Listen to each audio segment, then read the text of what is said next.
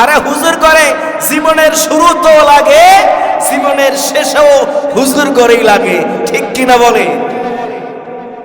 জন্মের পরে আজান দেওয়ার জন্য হুজুর লাগে, বিবাহের সময় হুজুর লাগে, আর কোনোটায় হুজুর লাগুক আর না লাগুক, জানাজার সময় তো হুজুর লাগেই লাগে, ঠিক কিনা বলেন?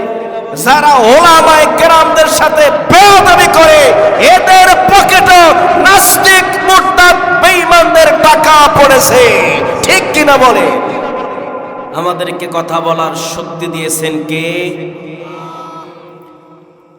আমরা এইখানে বসে শুকরিয়া আদায় করেছি কার? আমরা এশা নামাজের পরে দ্বিতীয় অধিবেশনে বসেছি। এই মাহফিলের আশেপাশে আসার সময় দেখলাম অনেক যুবকেরা ঘুরতেছিল। তারা নিয়ত করে ফেলছে নামাজ পড়বে না। আমি কি ভুল বললাম নাকি সঠিক বলছি? নিয়ত করছে যে ওরা নামাজ পড়বে না। অবশ্য ওয়াজের পাশেই তারা ঘুরতেছিল। তারা যে নামাজ পড়বে না, কারণ কি? নামাজের মায়া নাই, নামাজের সাথে তাদের মহব্বত নাই। আর আমরা যারা নামাজ পড়েছি, নামাজের প্রতি আমাদের একটা মায়া মহব্বত আছে কিনা? যাদের আছে তারাই নামাজ পড়েছে, যাদের নাই তারা নিয়ত করে নাই যে পড়বে, আছে কিনা? নামাজের মহব্বত নাই। আল্লাহর নবী বলেন, রাজুলুন কলবুহু মুআল্লাকুম ফিল মাসাজিদি ইযা খরাজা মিনহু হাত্তা ইয়াউদা ইলাইহি। যেই ব্যক্তি একবার মসজিদ থেকে নামাজ পড়ে বের হয়ে যাওয়ার পরে আবার কখন মসজিদে আসবে, এই জন্য যার অন্তরটা মসজিদের সাথে ঝুলন্ত থাকে, কিয়ামতের দিন আল্লাহ রাব্বুল আলামিন ওই ব্যক্তিকে আরশে আজিমের ছায়া দান করবে। মায়া নাই, মহব্বত নাই, নামাজের আকর্ষণ নাই। যারা নামাজি, নামাজের রক্ত হইলে, নামাজ না পড়লে শরীরের মধ্যে একটা পেরেশানি শুরু হয়ে যায়, ঠিক কিনা বলে? আমার ভাইয়েরা, বাবা, নামাজের মহব্বত যাদের কাছে আছে, নামাজ কত গুরুত্বপূর্ণ তাদের কাছে মনে হবে। রশিদ আহমদ গঙ্গুহি রহমাতুল্লাহ আলাই একজন বড় বুজুর্গ আলেম, নাম শুনছেন আপনারা? গঙ্গুহি রহমাতুল্লাহ আলাই। একটু পরিচয় দেই, তিনি কে?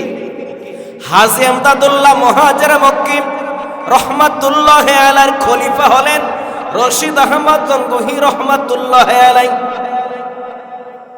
রশিদ আহমদ গঙ্গুহি রহমাতুল্লাহ আলাইহির খলিফা উজানির কারি ইব্রাহিম সাহেব রহমাতুল্লাহ আলাই। উজানির কারি ইব্রাহিম সাহেব রহমাতুল্লাহ আলাইহির খলিফা সর্বনার ইসহাক রহমাতুল্লাহ আলাই। ইসহাক রহমাতুল্লাহ আলাইহির সন্তান খলিফা ফজলুল করিম রহমাতুল্লাহ আলাই। ফজলুল করিম রহমাতুল্লাহ আলাইহির সন্তান খলিফা বর্তমান জার্মানের পীর রেজাউল করিম, ঠিক কিনা বলেন? কিছুটা হলো তো বুঝে আসছে লোকটা কত বড় মাপের। রশিদ আহমদ গঙ্গুহি রহমাতুল্লাহ আলাই বড় উঁচু মানের আলেম ছিলেন। সিয়াসিত্তার কিতাব সব পড়াইতে পারতেন। বুখারী, মুসলিম, আবু দাউদ, তিরমিজি, ইবনে মাজাহ, নাসাই সহ বড় বড় হাদিসের কিতাব তিনি পড়াইতেন। জীবনের একটা সময় চোখ দৃষ্টি শক্তি হারিয়ে গেল, চোখ অন্ধ হয়ে গেল, এখন আর চোখে দেখেন না। ডাক্তারের কাছে গেলেন, ডাক্তার বলতেছে, হাজী সাহেব, গঙ্গুহি রহমাতুল্লাহ আলাইহিকে বলেন আপনার চোখের দৃষ্টি শক্তি ফিরে পাবেন, এই জন্য আপনার চোখ অপারেশন করা লাগবে। অপারেশন করার পরে 2-4 দিন আপনি সিজদা দিতে পারবেন না, ইশারায় নামাজ আদায় করতে হবে। আপনারা বলেন তো, এই ফতোয়া যদি দেওয়া হতো আমরা ইশারায় নামাজ আদায় করতাম, ঠিক কিনা বলেন? এই দেখেন না, ডাক্তার বলছে চেয়ারে নামাজ পড়তে, সেজন্য লোক চেয়ারে নামাজ পড়ে। পুরো পথ হাইটা আসতে পারছে। এমনও শুনি সুপারি গাছে উঠে সুপারিও নাকি পারে, ওই লোক মসজিদে আইসা আবার চেয়ারে নামাজ পড়ে। আমার মসজিদে দেখলাম যে চেয়ার 10-12টা হয়ে গেছে। আমার সন্দেহ লাগলো, কারণ কি? এই লোকটা বলতেছে সে হাঁটু ভাঁজ করতে পারে না, এজন্য সে চেয়ারে বসে নামাজ আদায় করে। হাঁটু ভাঁজ করতে না পারে, ইস্তেঞ্জা তো আমার সামনেই হাঁটু ভাঁজ করে করলো, তখন পারলো কেমনি? ওয়াশরুমে বাথরুমে যেতে পারলো, হাঁটু ভাঁজ করতে পারলো, পেশাব করতে পারলো, হাঁটু ভাঁজ করতে পারলো। মালিকের কুদরতি কদমে কেন দাঁড়ায় সিজদা করবে, কেন চেয়ারে বসে করবে? সুতরাং এই সিস্টেম বাদ দিতে হবে। আমার মসজিদ থেকে সব চেয়ার উঠিয়ে দিছে। 10-12টা চেয়ার হয়ে গেল, সিরিয়াল সিরিয়াল। দেখলাম এই সিরিয়াল শুধু চলতেই থাকবে। আল্লাহর কি রহমত! আমার মসজিদে, খুলনা বাজার কেন্দ্র জামে মসজিদের কথা বলতেছে, ওই মসজিদে 2 মুসল্লি এই চেয়ার নিয়ে কোনো এক সময় চেয়ার দিয়ে মারামারি পর্যন্ত করলো। মানে মসজিদে কিছু চেয়ার ছিল, মসজিদ পক্ষ থেকে দেওয়া হলো, কোন এক আল্লাহর বান্দা দান করছে। চেয়ারে বসে নামাজ সেও পড়ে, অন্যরাও পড়ে। চেয়ার তো আর ব্যক্তিগত না, যে আগে আসবে, যেই চেয়ার ওখানে দেওয়া আছে, যে সুযোগ পাবে সেই তো বসবে, এই তো। কিন্তু কোন এক মুসল্লি ওই এই একটা চেয়ারে বসে নিয়মিত নামাজ পড়ে। হঠাৎ করে আরেকজন মুসল্লি আসছে, আইসা সে চেয়ারে বসে বলছে, এখন বলতে চেয়ার আমার, আমি সব সময় পড়ি, এই চেয়ার আমাকে দিতে হবে। বলছে না, এটা তো মসজিদের চেয়ার, যে জায়গা পাবে সুযোগ পাবে সেই নামাজ পড়বে। 2 মুরব্বী মসজিদের মধ্যে তুমুল ঝগড়া। দেখলাম বিষয়টা একটু কেমন যেন হয়ে গেল। কোন এক পর্যায়ে গিয়ে আমি পুরো চেয়ার মসজিদ থেকে উঠিয়ে দিলাম। আমি বললাম, নিচতলায় কোনো চেয়ার থাকবে না, একান্তই যদি কারো হাঁটু ভাঁজ করতে সমস্যা হয়, দোতলায় চেয়ার থাকবে, ওখানে গিয়ে সে চেয়ারে বসে নামাজ পড়বে, নিচতলায় চেয়ার থাকবে না। কিন্তু আমি দেখলাম যখন নিচতলা থেকে চেয়ার উঠিয়ে দিলাম, ওই আল্লাহর বান্দা যতদিন পর্যন্ত জিন্দা ছিল নিচতলায় হাঁটু ভাঁজ করে বসে বসে নামাজ আদায় করে এরপরে কবরে গেছে। সুবহানাল্লাহ। আমার ভাইয়েরা, বাবারা, এজন্যই তো বলি নামাজের মহব্বত নাই। রশিদ আহমদ গঙ্গুহি রহমাতুল্লাহ আলাইহিকে ডাক্তার যখন বলল আপনার চোখ অপারেশন করতে হবে, কয়েকটা দিন, 2-4 দিন আপনি সারায় নামাজ আদায় করবেন, কপাল জমিনে লাগায়া সিজদা দিতে আপনি পারবেন না। রশিদ আহমদ গঙ্গুহি রহমাতুল্লাহ আলাইহি বলেন, না না না, এটা আমার দ্বারা মানা সম্ভব নয়। আমি মৃত্যু পর্যন্ত মালিকের কুদরতি কদমে কপালটা লাগায়া নামাজ আদায় করে কবরে যেতে চাই। সুবহানাল্লাহ বলেন। আমার দৃষ্টি লাগবে না, চোখ লাগবে না। যদি চোখ অপারেশন করা হয়, চোখের দৃষ্টি শক্তি যদি ফিরে আসে, এরপরে যদি আমার ওই দিনেই মৃত্যু হয়, তাহলে চোখের দৃষ্টি শক্তি দিয়ে আমার কি লাভ হবে? দৃষ্টি শক্তি ফিরিয়ে এনে লাভটা কি হবে? না না না, আমি যতদিন পর্যন্ত জিন্দা থাকব মালিকের কুদরতি কদমে কপালটা লাগায়া মালিকের সিজদা করব। সুবহানাল্লাহ বলেন। এজন্যই তো আজকের মাহফিলে ওই মানুষগুলো আসবে যাদের অন্তর আল্লাহর ভয় আছে, নবীর ভয় আছে, আল্লাহর ভয় আছে, নবীর মহব্বত আছে, কোরআনের ভয় আছে, ওলামায়ে কেরামদের মহব্বত আছে, মাদ্রাসার মহব্বত আছে। ওই মানুষগুলো এখন আর কোথাও থাকবে না, যাদের কানে আওয়াজ গেছে আল্লাহ রহম করুক, আল্লাহ হেদায়েত দান করুক। ওই বান্দারা সব এই মাহফিলের প্যান্ডেলে আল্লাহ আনায় বসায় দেন, জোরে কোন আমিন।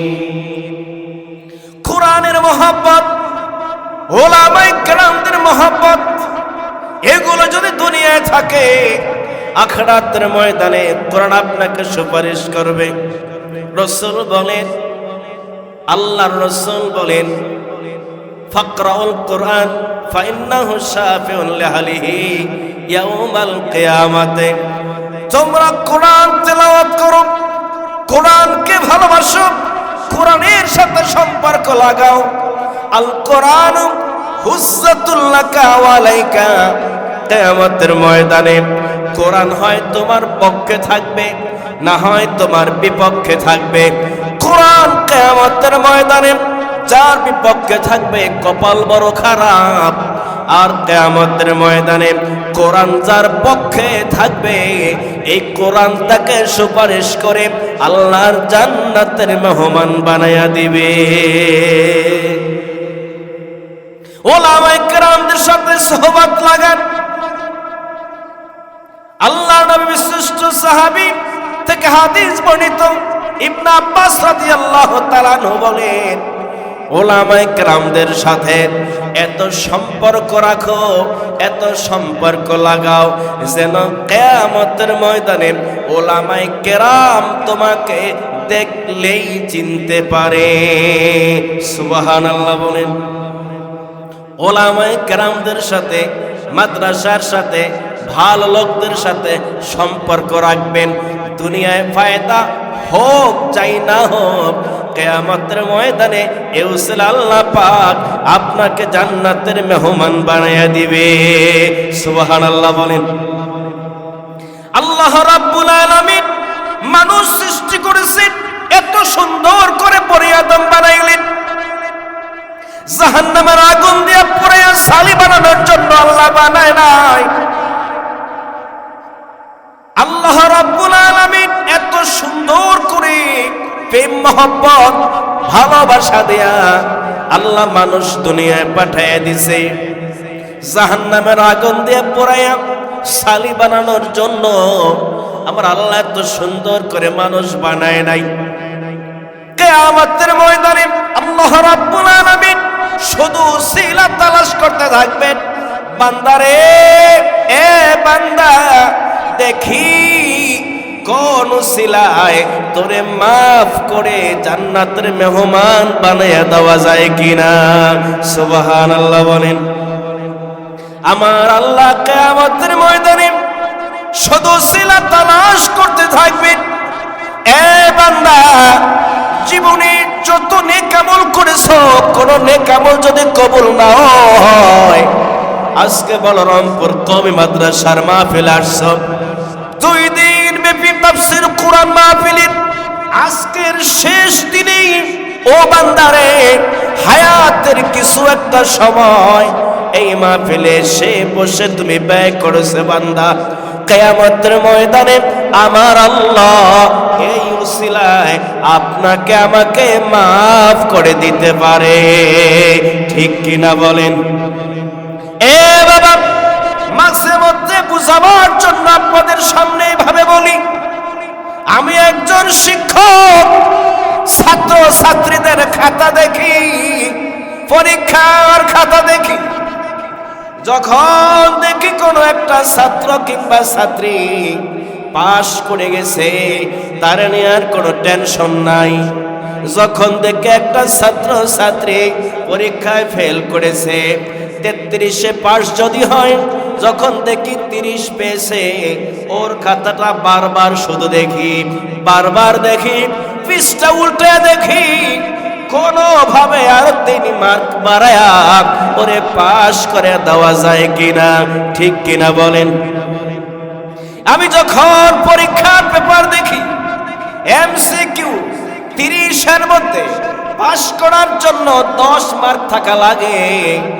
এমসিকিউ স্টুডেন্ট যারা, ওরা ভরাট করে কালার কালি দিয়া, কালো কালি দিয়া, বল পেন দিয়া বৃত্তটা ভরাট করে 30-এর এমসিকিউ, এক কথায় উত্তর।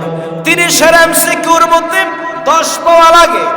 যখন দেখি কোনো ছাত্র ছাত্রী 10 পেয়েছে, ওরে নিয়ে টেনশন নাই। উপরে পেয়েছে, ওরে নিয়ে টেনশন নাই। যখন দেখি 8 পেয়েছে, 9 পেয়েছে, ওর ব্যাপারটা শুধু বারবার দেখি আমার গণায় কোথাও ভুল হলো কিনা, আমার দেখায় কোনো ভুল হলো কিনা। কোনোভাবে দেখি ওরে 10 মার্ক দিয়া পাস করে দেওয়া যায় কিনা। আমি একজন সাধারণ মানুষ, আমার ভিতরে আর কি পরিমাণ মহব্বত আছে গো, আমার মধ্যে আর কি পরিমাণ মায়াই বা আছে। আমার আল্লাহর কত মায়া, আমার আল্লাহর কত দয়া। আটলান্টিক মহাসাগরের ভিতরে যদি একটা ছোট্ট সুই ভিজানো হয়, এরপরে যদি সুইটা উঠানো হয়, সুইয়ের মাথায় যতটুকু পানি উঠবে, ওই বিন্দু পরিমাণ পানি, ওই পরিমাণ দয়া, ওই পরিমাণ মায়া আল্লাহ গোটা সৃষ্টি জগৎকে দান করেছেন। আপনার আমার ভাগে আর কই বিন্দু পরিমাণ পড়েছে? এক রেণু পরিমাণ। আর আটলান্টিক মহাসাগরের পানি পরিমাণ ওই মায়া, ওই দয়া আমার আল্লাহর কাছে আছে।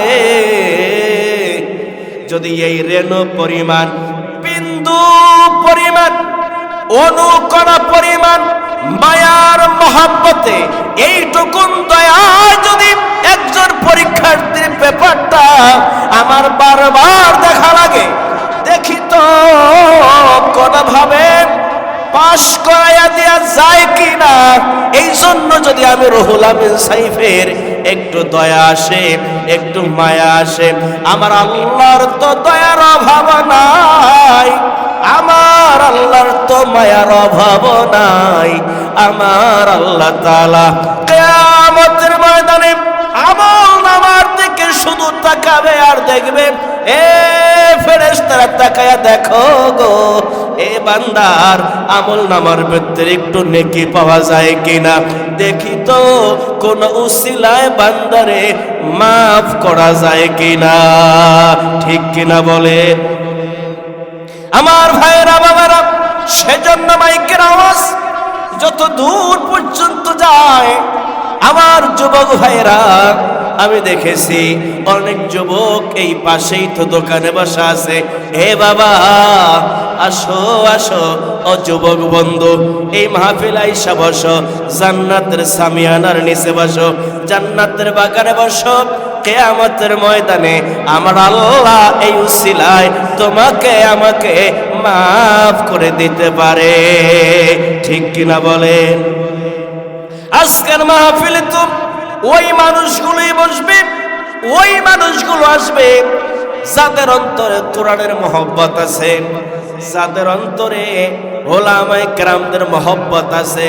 এই মাহফিলে যতক্ষণ বসে থাকবেন, আমল নামায় ফেরেশতারা শুধু নেকি লিখতেই থাকবে। ঠিক কিনা বলে?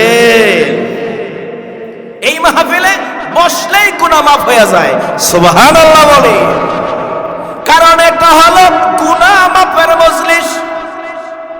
মসজিদ গুনাহ মাফের মজলিস, ওয়াজ মাহফিল গুনাহ মাফের মজলিস। কিছু মজলিস আছে যেই মজলিসে বসলে গুনাহ হয়, আর এই মজলিসগুলোতে বসলে গুনাহ আমলনামায় থাকলে সেগুলো আমার আল্লাহ মাফ করে দেয়। সুবহানাল্লাহ বলে। আর একটু আওয়াজ করে বলে আমার ভাইরা বাবারা, কোরআন মহব্বত করেন, ওলামায়ে কেরামদেরকে ভালোবাসেন। রাসূল বলেন, কুনা আলিমান, তুমি আলেম হও, আও মুতাআল্লিমান, অথবা আলেমের ছাত্র হও, আও মুস্তামিয়ান, অথবা আলেম যা বলে তা শোনো, আও মুহিব্বান, আলেমকে ভালোবাসো। লা তাকুন খামিসান এর বাহিরে যাইবা না, তাহলে তাইলে ধ্বংস হয়ে যাইবা। রাসূল বলেছেন এর বাহিরে যাওয়া যাবে না। সুতরাং রাসূলুল্লাহর কথা মানব, ওলামায়ে কেরামদের সাথে সহবত লাগায়া এই দুনিয়ায় চলবো হাসরের ময়দানে ওলামায়ে কেরামদের সাথে। আমার আল্লাহ আমাকে আপনাকেও মাফ করে দিবে, ঠিক কিনা বলেন? কিন্তু কিছু মানুষ আছে ওলামায়ে কেরামদের সাথে বিদ্বেষ পোষণ করে, শত্রু মনে করে, আছে না নাই? ওলামায়ে কেরামদের কথা ভালো লাগে না, কোরআনের কথা তার কাছে ভালো লাগে না। কারণ হলো একটি ঘটনা মনে পড়ে গেছে। রাজা হাতি নিয়ে ঘুরতে বের হয়েছে। এখন কোন একটা সময় বিশ্রামের জন্য হাতি রেখে রাজা বিশ্রামে আছে। হাতির কপালে একটি ব্যাঙ এসে বারবার লাথি মারতেছে। রাজা দেখে আশ্চর্য হয়ে গেল, আমি রাজার হাতি, আমি রাজা, আমার হাতির কপালে একটি ব্যাঙ লাথি মারে, কারণ কি? উজিরকে বলতেছে, দেখো তো এই ব্যাঙটা কোন কোয়ালিটির ব্যাঙ, কেন লাথি মারে, এই সাহস হয় পাইল কই? রাজার হাতির গায়ে, হাতির কপাল লাথি মারে, এত সাহস ওকে কে দিয়েছে?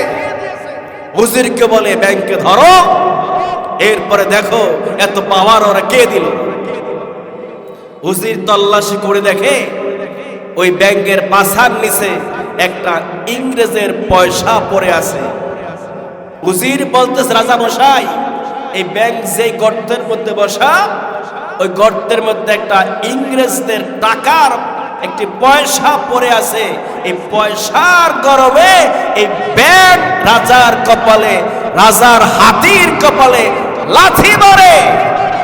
ঘটনার দ্বারা প্রমাণ হয় যারা ওলামায়ে কেরামদের সাথে বেয়াদবি করে এদের পকেটে নাস্তিক মুরতাদ বেঈমানদের টাকা পড়েছে, ঠিক কিনা বলে? এছাড়া কোন সুসন্তান, বৈধ সন্তান ওলামায়ে কেরামদের সাথে বেয়াদবি করার দুঃসাহস কখনো করে না, ঠিক কিনা বলে? কারণ ওলামায়ে কেরাম হচ্ছে জাতির রাহবার। এই জাতিকে কিয়ামত পর্যন্ত ওলামায়ে কেরাম সঠিক পথের দিশা দেখাবে। আল্লাহ রাসূল বলেন, ইন্নাল উলামা ওয়ারাসাতুল আম্বিয়া, নিশ্চয় ওলামায়ে কেরাম হলো নবীদের ওয়ারিস। নবীরা রিসালাতের দায়িত্ব পালন করে কবরে চলে গেছে। কিয়ামত পর্যন্ত উম্মতে মুহাম্মাদীকে ওলামায়ে কেরাম সঠিক পথের দিশা দেখাবে, ঠিক কিনা বলেন? সেজন্য ওলামায়ে কেরামদেরকে ভালোবাসেন, কোরআনকে ভালোবাসেন, আহলে কোরআন ওয়ালাদেরকে ভালোবাসেন। রাসূল বলেন যে কোরআন পড়বে, মান করাল কোরআন ফাস্তাজহারাহু ফাহাল্লা হালালাহু ওয়া হারামা হারামাহু আদখালাহুল্লাহুল জান্নাহ ওয়া শাফাআহু ফি আশরাতিন মিন আহলি বাইতিহি কুল্লুহুম কদ ওয়াজাবাত লাহুন নার। রাসূল বলেন, যে ব্যক্তি কোরআন শিখবে, কোরআনের বিধান অনুযায়ী চলবে, হালালকে হালাল জানবে, হারামকে হারাম মেনে চলবে, আদখালাহুল্লাহুল জান্নাহ, আল্লাহ পাক তাকে জান্নাতের মেহমান বানায়া দিবে। সুবহানাল্লাহ। ওয়া শাফাআহু ফি আশরাতিন মিন আহলি বাইতিহি কুল্লুহুম কদ ওয়াজাবাত লাহুন নার।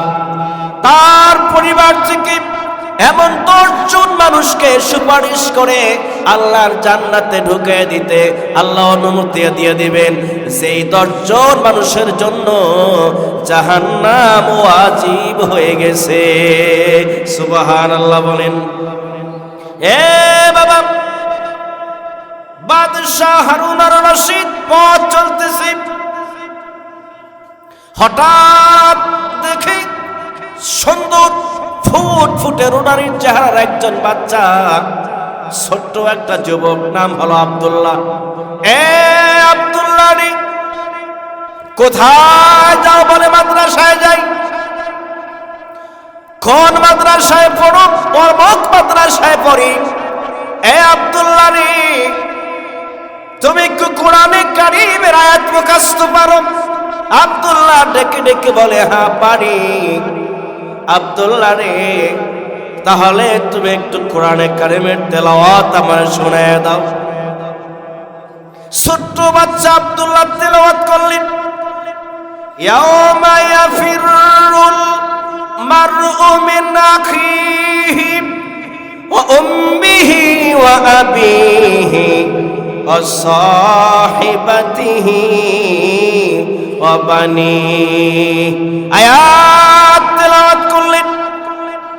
বাদশাহ হারুনুর রশিদ একজন মুসলিম বাদশাহ, কোরআনে কারীমের অর্থ বুঝে, কোরআনে কারীমের আয়াতের তেলাওয়াত শুনে কাঁদতেছে কাঁদতেছে কাঁদতেছে।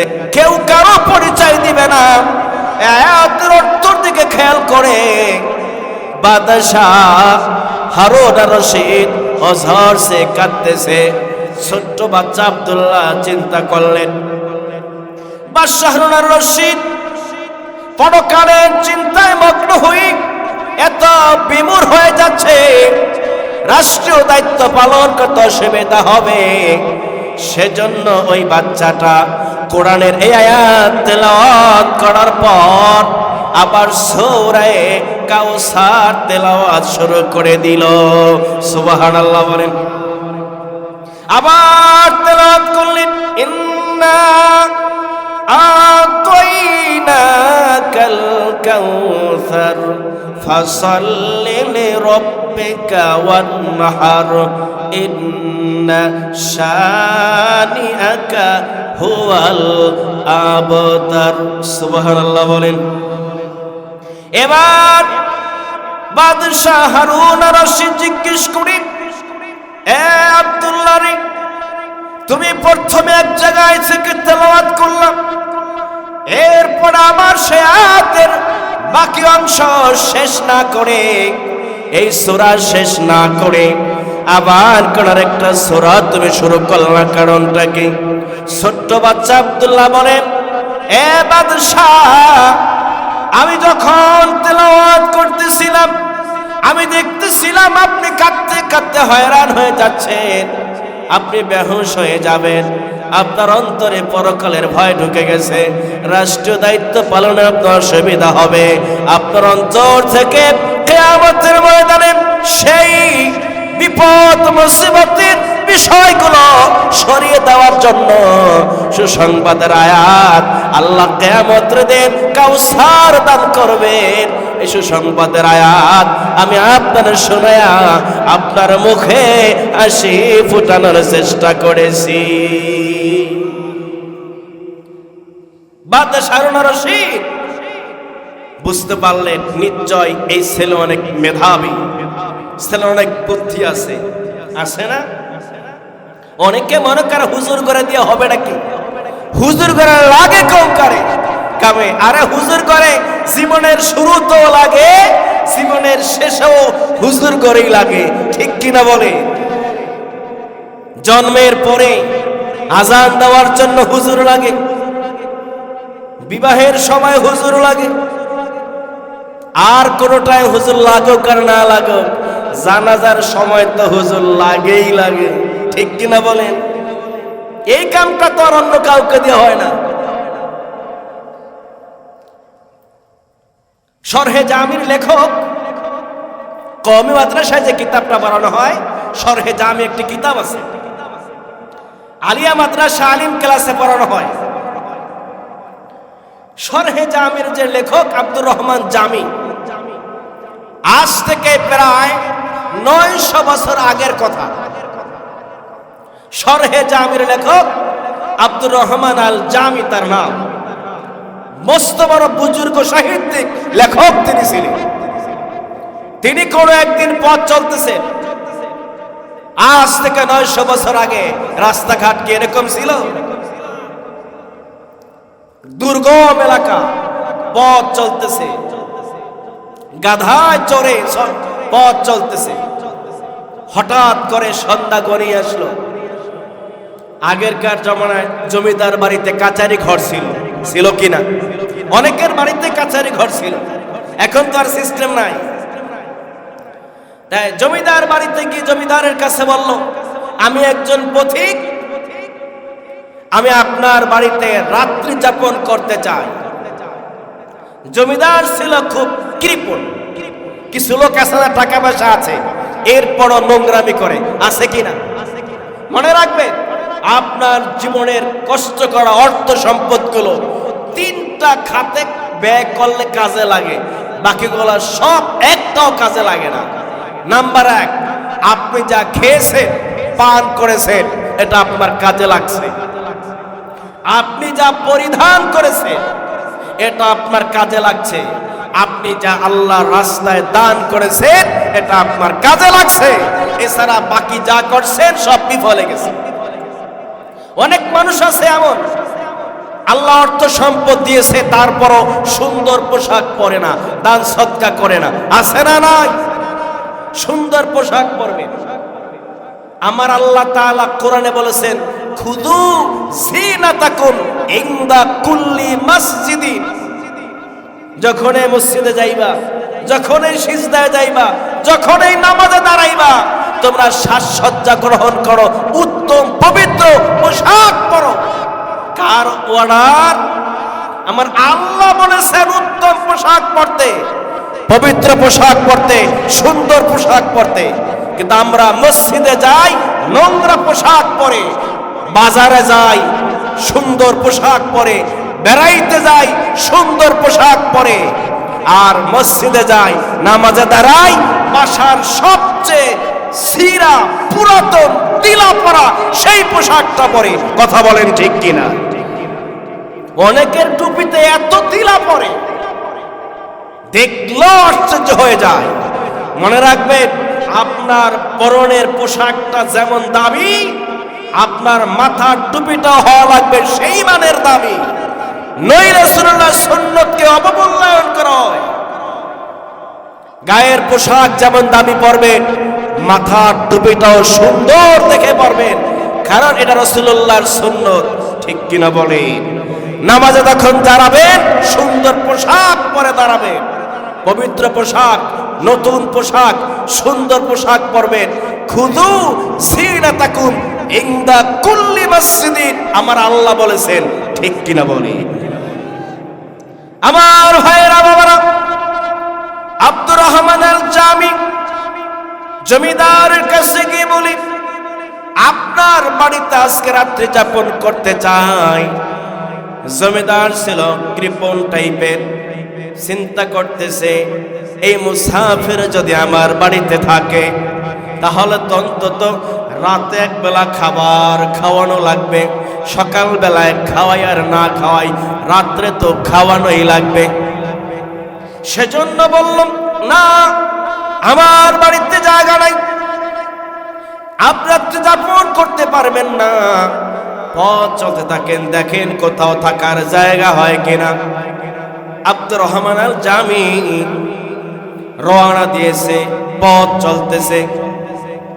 কিন্তু এই জমিদার স্ত্রী ছিল সন্তান সম্ভাবনা, প্রসূতি, প্রসব বেদনা শুরু হয়ে গেছে।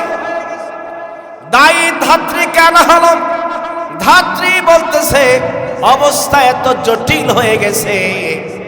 সেই জমানায় তো আর এইরকম ক্লিনিক ছিল না, সিজারের সিস্টেম তখন মানুষ জানতোই না। ঠিক কিনা বলেন? এখন তো শুধু সিজার, শুধু সিজার আর সিজার। তখন তো চিকিৎসা ব্যবস্থা তো উন্নত ছিল না, দুর্গম এলাকায় বাড়ি, ডাক্তারের কাছেও তো যাওয়ার সম্ভব নয়। ধাত্রী আনা হলো। দায়ী বলতেছে, না না না, এমন অবস্থা আছে, হয় সন্তান মারতে হবে, না হয় মাকে মারতে হবে। যে কোনো একজনকে বাঁচানো সম্ভব, দুইজনকে বাঁচানো সম্ভব না। জমিদারকে প্রশ্ন করা হলো, আপনি কোনটা নিবেন? সন্তান জীবিত রাখতে চান নাকি সন্তানের মাকে বাঁচাইতে চান? জমিদার বলতেছে, আমার সন্তানও লাগবে, সন্তানের মাও লাগবে, একজনও আমি হারাতে চাই না। বলে তাহলে দ্রুত ব্যবস্থা নেন। কি ব্যবস্থা নেব? ধাত্রী বলতেছে একটু আগে আপনার বাড়ি থেকে সেই হুজুর বের হয়ে গেছে, হুজুরের কাছে যান, একটু পানি প্রাণী আসেন, দেখেন কোন ফয়সালা আমার আল্লাহ করে দেয় কিনা। সুবহানাল্লাহ বলেন। হুজুরের দরকার শুরু হয়ে গেছে, হুজুরের পাঠিয়ে দিছে, এখন এই হুজুরের দরকার শুরু হয়ে গেছে। এবার বাসার চাকরকে বলে গাদায় সওয়ার হয়ে যে হুজুর চলে যাচ্ছে, ঘোড়ায় সওয়ার হয়ে তাকে গিয়ে ধরো। সুবহানাল্লাহ। গাদায় সওয়ার হওয়া হুজুরকে ঘোড়ায় সওয়ার হয়ে ধরলো আর বলতেছে হুজুর আমার বাড়িতে সমস্যা আছে, আপনি একটু পানি পড়া দেন, একটু তাবিজ দিয়ে দেন। হুজুর কয় তাবিজ দিতে পারি, শর্ত হলো আজকের রাত্রে আপনার বাড়িতে আমাকে থাকার ব্যবস্থা করতে হবে। সুবহানাল্লাহ বলেন। জমিদারকে হুজুর আপনার রুম কয়টা লাগবে খালি কর, আমার পুরো বাড়ি আজকে ফাঁকা। হুজুর রুম কয়টা লাগবে? পুরা বাড়ি আপনার জন্য অক্ষ করে দেওয়া হবে। চলেন আমার সাথে চলেন। আব্দুর রহমান আল জামি চলে আসছে জমিদারের বাড়িতে, জমিদারের ঘরে ঢুকলো। এবার ঢোকার পরে ভিআইপি মেহমান, ভিআইপি নাস্তা, ফল ফড়র সব সামনে আইনা হাজির, কারণ হুজুরের এখন দরকার। এবার আব্দুর রহমান আল জামি বলি আমার যে গাধা ওর কি খবর হবে? কয় হুজুর আপনার গাধারে আমাদের গোয়াল ঘরে সুন্দর ব্যবস্থাপনায় সযত্নে সেবা যত্ন চলতেছে, গাধার খাবারের অভাব হবে না, গাধা ঘুমানোর অভাব হবে না, সব পরিপাটি আপনার জন্য সব ঠিকঠাক সাজানো গোছানো। হুজুর দেন দেন তাড়াতাড়ি একটা তাবিজ লিখে দেন। সুবহানাল্লাহ বলেন। শরহে জামি কিতাবের লেখক আল্লাহর ওলি আব্দুর রহমান আল জামি ফার্সি ভাষায় তিনি একটি কবিতা লিখলেন। কবিতার অর্থ হলো আমার থাকার জায়গা হয়েছে, আমার গাধার থাকারও জায়গা হয়েছে, সন্তান ভূমিষ্ঠ হবে, হোক চাই না হোক, মা বাচক চাই না বাচক, ও মালিক এগুলার সব তোমার দায়িত্ব। সন্তান বাঁচাবার দায়িত্ব তোমার, সন্তানের মা বাঁচাবার দায়িত্ব তোমার। এই ব্যাপারে আমার তো কোনো দায়িত্ব নাই, আমার যা দরকার তা পাওয়া গেছে, আমার নিজের থাকার ব্যবস্থা হয়েছে, আমার গাধার থাকার ব্যবস্থা হয়েছে। এইভাবে লিখে তাবিজের কাগজে লিখে লাগাই দিছে। কয় নেন আপনার স্ত্রীর কোমরে বেঁধে দেন। স্ত্রীর কোমরে বেঁধে দিল। আমার আল্লাহ তাআলা তার কুদরতি ফয়সালায় অতি সহজে সন্তান দুনিয়ার জমিনে আগমন করেছে। হুজুর করে প্রয়োজনে দরকার হয়, এরপরে আর দরকার হয় না, এরকম লোক আছে না নাই? একটু অনুমতি কার্ড দিয়ে দিলেন, পারমিশন কার্ড দিয়ে দিলেন, দিন রাত 24 ঘন্টা তোমার জন্য আমার রাজদরবার খোলা। তোমার যখন সুযোগ হবে তখন আমার রাজদরবারে যাইবা আর আমারে তোমার পবিত্র কণ্ঠে কোরআনে কারিমের তেলাওয়াত শোনাইবা। সুবহানাল্লাহ বলেন। এবার তিনি চলে গেলেন। ছোট্ট বাচ্চা আব্দুল্লাহ মাদ্রাসায় গেল। বিকাল বেলা ছুটি হওয়ার পরে বাসায় এসে দেখতেছি আব্দুল্লাহর মা কান্দে। আব্দুল্লাহ বলে মাগো, ও মা তুমি কেন কান্দো? মা ডেকে ডেকে বলে বাবারে, বাদশাহ হারুন আর রশিদ পুলিশ পাঠায়া তোমার বাবারে দুপুর বেলা গ্রেফতার করে নিয়ে গেছে। কেন নিছে? কয় জানি না। অনেক সময় ভুলেও ভালো মানুষ গ্রেফতার হয়ে জেলখানায় যায়, আছে না নাই? রাজনৈতিক প্রতিহিংসার কারণে ওলামায়ে কেরামকে মিথ্যা মামলা দিয়া আয়না ঘরে বন্দি রেখেছে, প্রমাণ আছে না নাই? বিনা কারণে রাজনৈতিক প্রতিহিংসার কারণে ওলামায়ে কেরামদেরকে ফাঁসির রশিতে ঝুলে হত্যা করেছে, ঠিক কিনা বলে? বিনা কারণে আয়না ঘরে নিয়ে নির্যাতন করেছে, মাসের পর মাস, বছরের পর বছর ওলামায়ে কেরামদেরকে নামাজ পড়ার মতো সুযোগটুকু ওরাও দেয় নাই। এরকম লোক এই বাংলাদেশেও ছিল, ঠিক কিনা বলে? সুতরাং সাবধান, ওলামায়ে কেরামদের সাথে বেয়াদবি করা যাবে না। ওলামায়ে কেরামদের সাথে বেয়াদবি করলে তার ফলাফল ভালো হবে না, সেটা বাংলাদেশের মানুষ প্রমাণ দিয়েছে, ঠিক কিনা বলেন? আমার ভাইরা বাবারা, এবার আব্দুল্লাহর মা বলি, তোমার বাবাকে গ্রেফতার করে নিয়ে গেছে। ছোট্ট বাচ্চা আব্দুল্লাহ দৌড় মারছে, জেলখানার গেটের কাছে চলে গেছে। সন্ধ্যা হয়ে গেছে। জেলখানার দারোয়ান বলতেছে, তুমি কে গো? বলে, আমার নাম হলো আব্দুল্লাহ। কেন আসছো? আসছে বাদশাহ হারুন আর রশিদের সাথে আমার কিছু কথা আছে। এখন অনুমতি দেওয়া যাবে না। কখন অনুমতি হবে? আগামীকাল সকাল 10টার পর অফিস টাইমে হবে। এটা হলো তোমাদের আইন, কিন্তু আমার আইন হলো ভিন্ন আইন। এই যে দেখো, আমার কাছে পারমিশন কার্ড দেওয়া আছে। দিন রাত 24 ঘন্টা বাদশার দরজা আমি আব্দুল্লাহর জন্য বাদশাহ নিজে ওপেন করে দিয়েছে। কার্ড দেখানোর পর অনুমতি দেওয়া হলো। ছোট্ট বাচ্চা আব্দুল্লাহ বাদশাহ রশিদের কাছে গিয়ে বলি, এ বাদশাহ, আপনার পুলিশ বাহিনী বিনা কারণে আমার বাবাকে গ্রেফতার করে জেলখানায় বন্দী করে রেখেছে। আমি আমার বাবার মুক্তি কামনা করছি, বিনা শর্তে আমার বাবাকে মুক্তি দিতে হবে।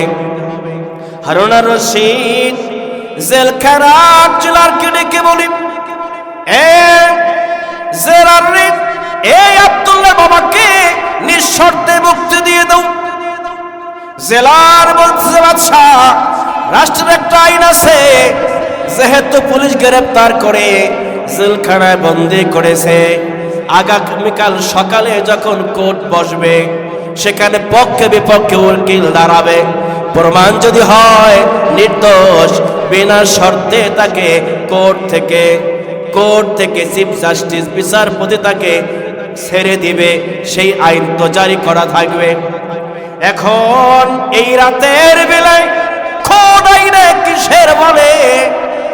কোর্ট নাই, কাছারি নেই, আদালত নাই, উকিল নাই, ব্যারিস্টার নাই, আদালত নাই, কিচ্ছু নাই। হঠাৎ সিদ্ধান্ত আপনি কেন নিলেন? কোন আইনে আপনি আব্দুল্লাহর বাবাকে সন্ধ্যাবেলা নিঃশর্তে আপনি মুক্তি করে দিবেন? বাদশাহ হারুন আর রশিদ বলে, আমি সারাটা জীবন দুনিয়াবি আইন দিয়া কোর্ট চালাইছি, মামলা চালাইছি, আসামির পক্ষে বিপক্ষে রায় করে দিছি। আজকের আইনটা দুনিয়ার সংবিধান দিয়ে করব না, আজকের বিচারটা আল্লাহর নবীর হাদিস দিয়ে করব। সুবহানাল্লাহ বলে।